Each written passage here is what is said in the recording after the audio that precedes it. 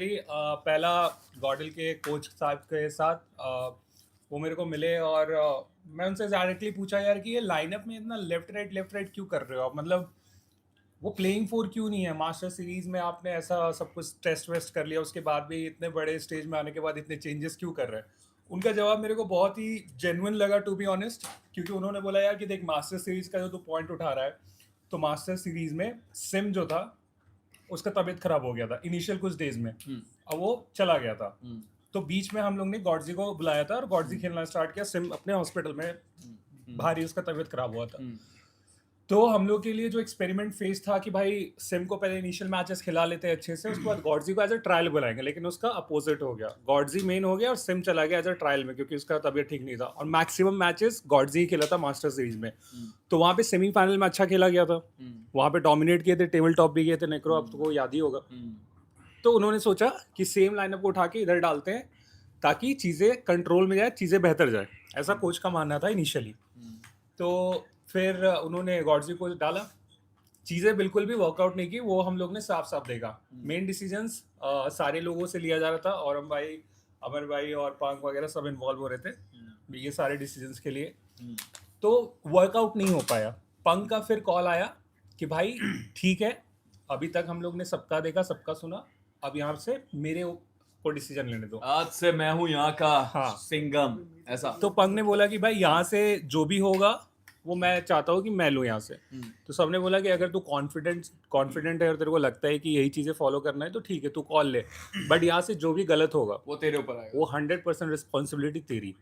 तो पंग भी लाइक ओके, यहाँ से मैं 100% रिस्पॉन्सिबिलिटी लेने के लिए तैयार हूँ, अगर वो चीज़ें वर्कआउट करेगी तो ठीक है, नहीं वर्कआउट करेगी तो सब मेरे पे बोलना। तो वो बोल के भाई हमारे आगे बढ़ गए और सिम को बुलाया गया प्लेइंग फोर में।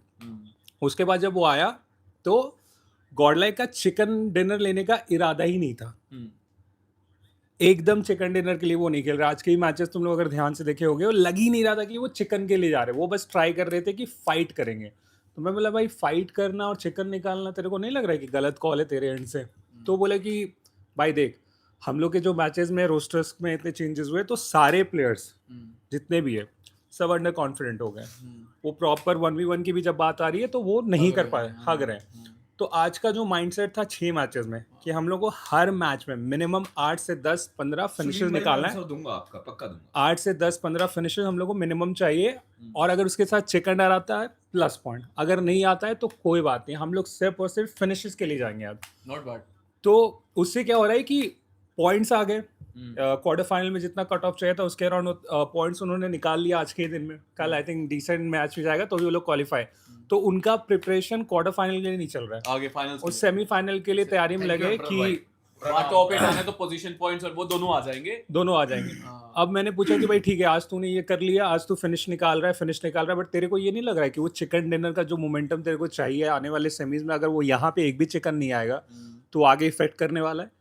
तो उसका कहना ये है कि भाई देख, पहले सबका बिल्डअप आज बन गया है जैसा मैं चाह रहा था कि हर मैच के बाद मैं देख रहा हूँ कि ये बंदा ज़्यादा फिनिश निकाला, ये बंदा ज़्यादा फिनिश निकाला। तो अभी तक क्या ना, वो कॉन्वर्सेशन नहीं होती थी गेम के बाद, गेम के साथ सीधा बातचीत अलग वे से होती थी। बट आज अच्छे तरीके से पंग क्या किया कि मोटिवेटर का काम किया है कि एलिमिनेट हो रहे हैं बट वो देख रहा था किसका फिनिश ज़्यादा है, तो सबके डिसेंट फिनिश आ रहे थे।